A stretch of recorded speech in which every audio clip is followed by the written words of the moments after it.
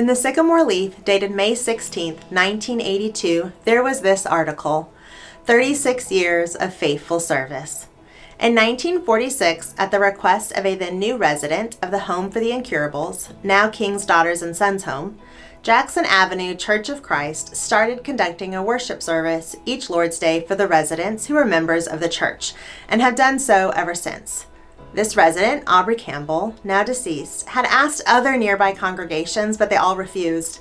However, the 2-year-old Jackson Avenue Church was very glad to do it and has been truly very faithful through the many years of service at the home. All the residents who have attended the services during all these years have been and are most grateful and thankful to all who have been a part of this great work.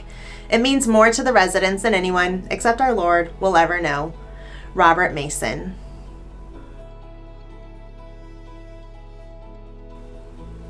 The Sycamore View Church of Christ began at our current location in March of 1978, yet our partnership with KDS, King's Daughters and Sons, began with the Jackson Avenue Church of Christ in 1946. KDS offers a full continuum of care, including long-term skilled nursing, hospice services, and short-term rehabilitation. Some of the residents are adults with disabilities, while others are elderly adults in need of more specialized care. In some ways, you may say it's a place for people on the margins of society, often neglected or forgotten. Yet each time I walk into KDS, I am reminded of the abiding presence of God that fills hallways and facilities that may not receive a lot of attention. My name is Sarah Upton, and Jeremy and I have been a part of Sycamore View for over 2 decades. One of the first ministries we got involved in was KDS. The young professionals class attended KDS a few times a year, and this became more than an active service, but a place where I learned to meet God. On a typical Sunday, we walk into KDS and the residents are eagerly awaiting us in their chapel. I try to arrive a little early so I can walk around the room and greet each resident. Our kids usually hand out a songbook and pick a person that they will sit next to so that they can assist with page turning. Someone leads songs, prayers are said, and someone gives a message. It's your typical Sunday morning worship flow. We have discovered how much the residents love singing. Some of the favorites are from the songs of the church hymnal, hymns like I'll Fly Away and Old Rugged Cross. They enjoy hearing messages about heaven, God's faithfulness, and God's love. Afterwards, we wrap up pretty quickly as the residents are eager to get to lunch. We put the songbooks away and I chat until all the residents have left. Yet for many of us who have participated in worship experiences at KDS, we know this is so much more than just going through the motions.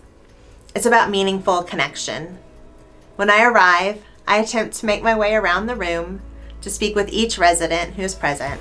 I kneel or sit close to them. I hold their hands the entire time that I speak to them. I feel strongly that they need extended touch and connection with us. Many of the residents receive procedural touch from their medical caregivers, but they miss out on meaningful, loving touch. It is a joy for me to sit, be present, and hold their hands. Over time, they have become more than just residents, they've become friends. There is Chris, who bellows as he sings along to old school hymns. He is unable to clearly speak, but his singing conveys deep meaning and feeling. There's Joyce, who lights up when a little kid walks into the room. And Miss Barbara, who has given my children rides on her motorized wheelchair around the room. I met a man who worked in payroll at the Public Works Department during the Civil Rights Movement, and a 100-year-old woman who grew up in the Valentine Evergreen area. And I'll never forget Jessica. She is nonverbal. She would always point to whoever was sitting next to her and then point to her back. So we would start to scratch her back, and then she would move our hand away, only to then point to us again and point back to her back. All this while smiling. It was like she was playing a game with us. And I love that my 2 boys, Carter and Graham, have grown up participating in worship with the residents at KDS. And so have other children in our church, some who are now adults in our church. And for our youth, being in this intimate worship setting, it allows them an opportunity to worship with adults of different physical abilities and with much older Christians. It has given them an opportunity to stand with the marginalized even before it was one of our core values of our church. I believe that when our children and teenagers sit with our resident friends during a worship service, or when they lead a song or prayer, or when they interact with these residents and our friends, that they are experiencing God. The facility was originally founded in 1908 and was originally named the Tennessee Home for the Incurables. Thankfully, it has changed names to King's Daughters and Sons. I feel uncomfortable when I hear the original name, a degree of righteous anger. This facility started due to the compassion and service of very special individuals, and at the time, the name was an acceptable name.